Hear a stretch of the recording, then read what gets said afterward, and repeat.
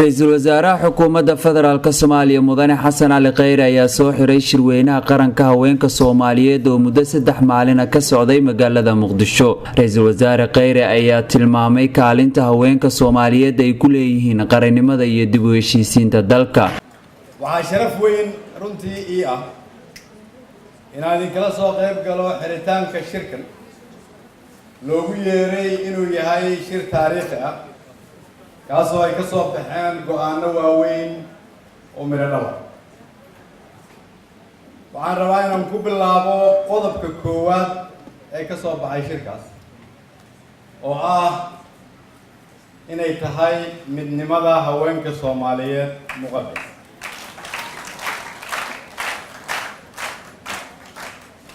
waxaan dhiirigelinayaa horumarka shirkan isaga ah iyo qodobada ka soo baxay. waxaan laakiin codsanayaa haweenkii halkan looga hadlay oo hormuudka ahaa dhaliyeyna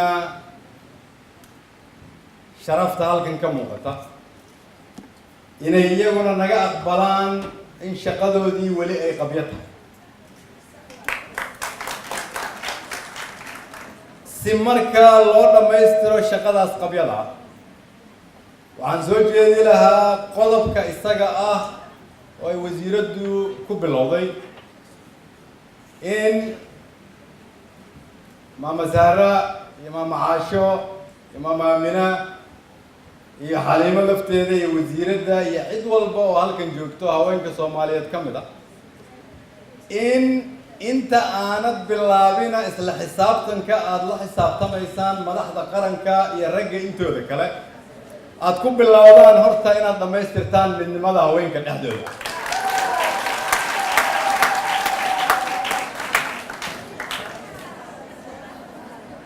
waxaan soo jeedinayaa marka aad bilowdaan shaqadaas iyada ah oo dhammaystirtaan iyadoo aan aaminsanahay inay idinka wax idinku tari doonto inaan iyadana diyaar u nahay inaan idinka guddoonno wixii ka soo baxay. waxaan rajaynayaa marka in hawshaas iyada ah aad naga guddoonteen. halkan gabdhihii soo istaagay waxay ka hadleen dadaalka ay haweenka Soomaaliyeed bixiyeen.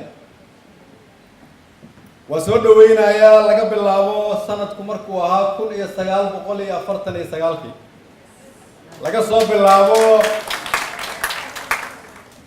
soo bilaabo dagaalkii ha noolaato laga soo bilaabo waqtigii xorriyadda loo dagaalamayay ayay gabdhaha Soomaaliyeed wuxuu codkoodu ka dheeraa ka ragga. ayay gabdhaha Soomaaliyeed waxay go'aansadeen inay dalkooda u hiiliyaan ilaa iyo maanta oo shirkani uu ugu dambeeyo ayay gabdhaha Soomaaliyeed waxay ka shaqeynayaan sidii ay dalkooda ugu hiilin lahaayeen. waxaan aaminsanahay marka haddii gabdhaha Soomaaliyeed ay midoobaan 100% inaanay jiri doonin rag hor istaagi kara.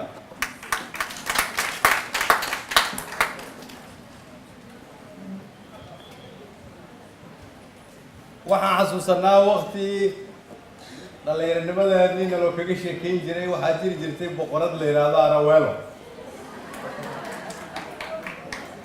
boqoradaasi waxay aaminsaneed inay jiraan rag Soomaaliyeed oo aan lahayn caqli badan iyo karti. waxaa kaloo aaminsaneed inay jiraan dumar Soomaaliyeed oo leh karti iyo caqli badan. ma raba aniga raggu inaan isku dhacno laakiin waxaan aaminsanahay haddaad midowdaan inaad ragga ka adkaanaysaan. waxaan soo jeedinayaa halkan inay naf tahay in hooyo walba oo Soomaaliyeed oo halkan fadhida ay hogaamiye tahay. waxaan aaminsanahay in qof waliba oo hooyo ah inta aanay shaqada kale ee bulshada iyo qaranka u haysa bilaabin ka hor inay soo gudatay waajib qaran. wiil walba oo Soomaaliyeed oo meel ka shaqeeya ama matala dadka Soomaaliyeed oo aan anigu ugu horeeyo waxa ku soo dhibtooto hooyo waliba kuwa qaarkood oo aan anigu kamid ahay oo abayaashood waayay iyagoo sanad jira waxaa loo aaneeyaa kaliya inay halkan soo gaarsiiyeen hooyadood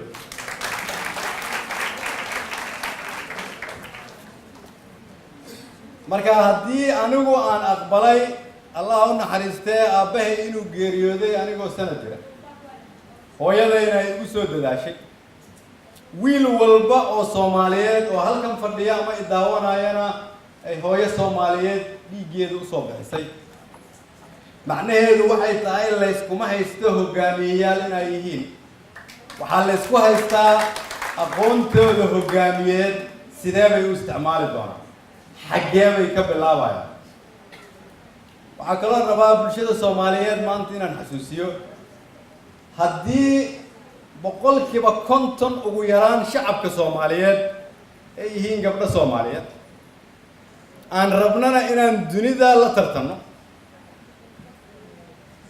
macquul miyay tahay inaan dunida kula tartano in ka yar boqolkiiba 50